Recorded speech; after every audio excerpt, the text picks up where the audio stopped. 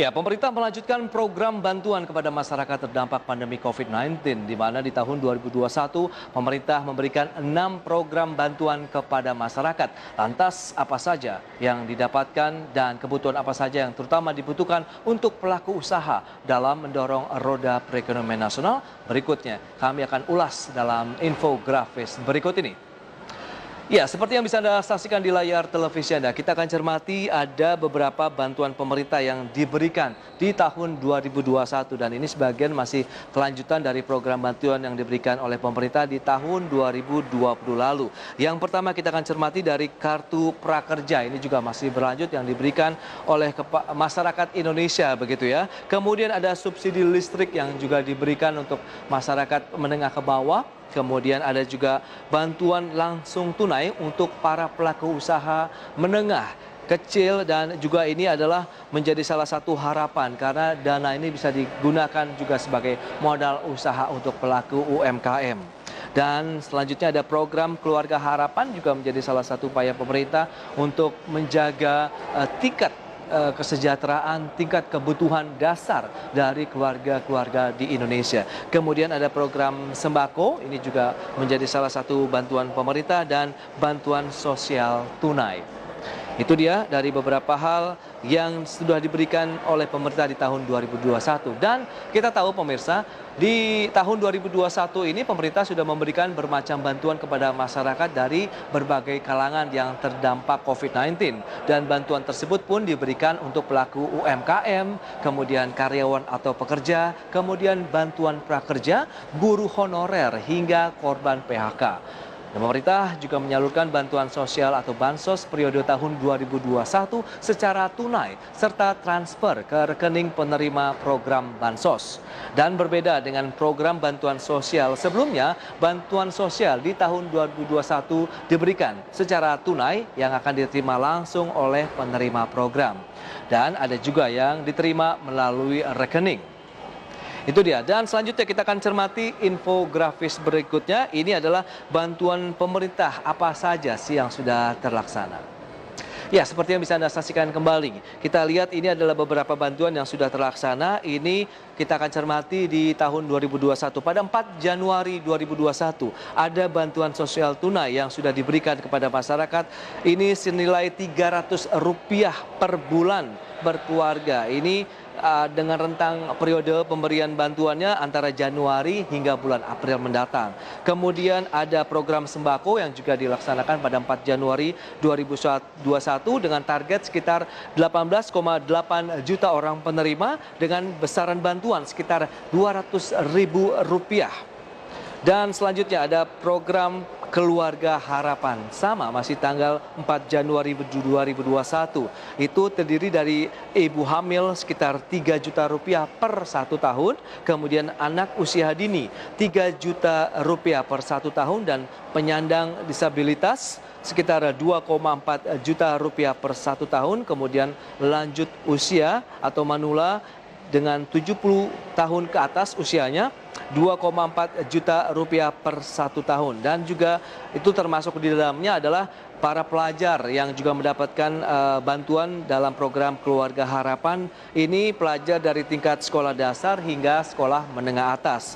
Jadi kalau kita cermati bantuannya untuk tingkat SD atau madrasah ibtidaiyah atau sederajat sekitar Rp900.000 per 1 tahun, kemudian SMP, kemudian madrasah sanawiyah atau sederajat sekitar Rp1,5 juta per 1 tahun, dan juga SMA atau madrasah aliyah dan sederajat begitu sekitar Rp2 juta per 1 tahunnya. Kemudian kita lihat ada program subsidi listrik yang juga diberikan oleh pemerintah pada tanggal 7 Januari dengan rentang sampai dengan Maret 2021. Ini adalah untuk pelanggan rumah tangga dengan daya sekitar 450 volt ampere.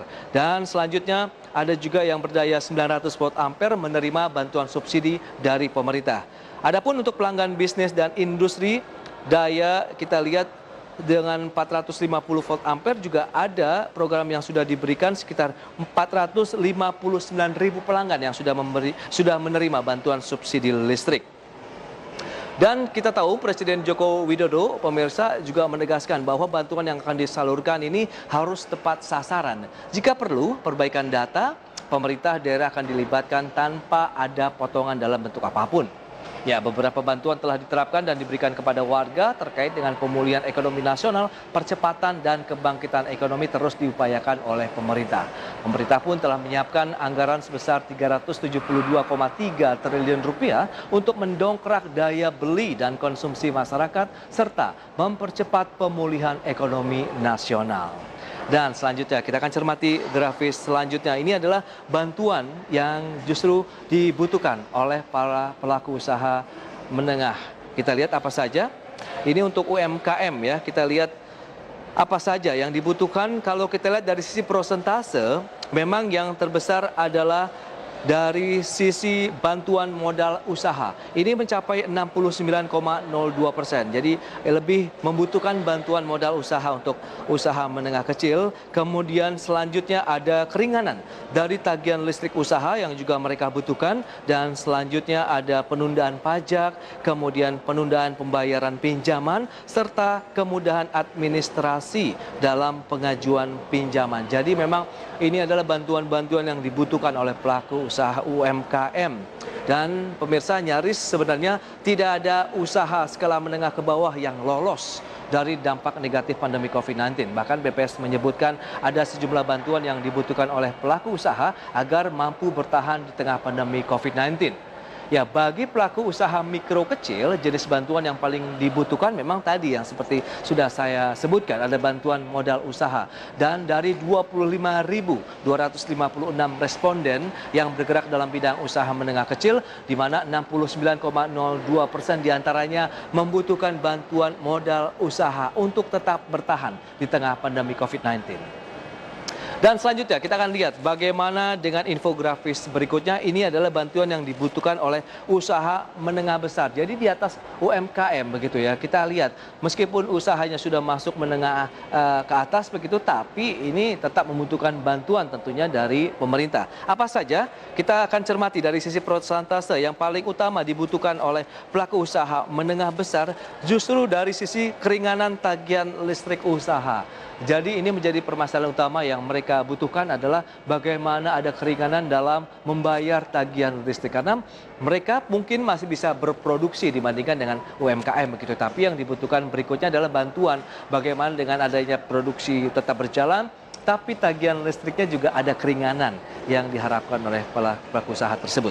Yang selanjutnya kita lihat ada penundaan dari pembayaran pinjaman. Ini juga menjadi salah satu harapan begitu yang diberikan. Jadi ada penundaan dari pembayaran pinjaman, kemudian selanjutnya ada penundaan pajak juga bisa menjadi salah satu yang dibutuhkan. Kemudian bantuan modal usaha dengan persentase 35,07% dan terakhir kemudahan dalam administrasi pengajuan pinjaman. Jadi ya, tidak hanya lini usaha menengah kecil saja begitu, bantuan juga diberikan kepada usaha menengah besar. Akan tetapi kebutuhan bantuan yang diinginkan oleh pelaku usaha menengah besar ini memang berbeda pemirsa dengan pelaku usaha menengah kecil yang seperti sudah kita sampaikan. Jadi untuk usaha menengah besar dari 6.821 responden di mana 43,53% menyatakan diantaranya ini adalah membutuhkan adanya keringanan tagihan listrik.